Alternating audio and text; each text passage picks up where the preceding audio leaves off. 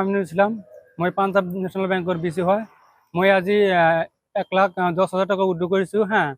Withdraw কৰাৰ পিছত মই মোৰ টকাটো মানে মোৰ ডিগ্ৰীত ৰাখিছিলোঁ, বাইকৰ ডিগ্ৰীত ৰাখিছিলোঁ।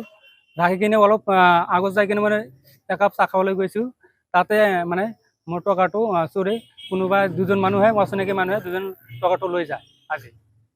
মই বিলাচীপাৰা এনেকুৱা আগতে এনেকুৱা এটা হৈছিল, প্ৰশাসনসকলক অনুৰোধ জনাওঁ যাতে মোক নিৰাপত্তা আৰু CSP নিৰাপত্তা দিয়ে, সেইখিনি মোৰ ক'ব লগা আছে। আজি মই যাৰ দাখিল কৰিছোঁ পুলিচক মই ভিডিঅ' দিছোঁ, CCTV 2টা ভিডিঅ' দিছোঁ, তেওঁলোকে এতিয়া কি কৰে।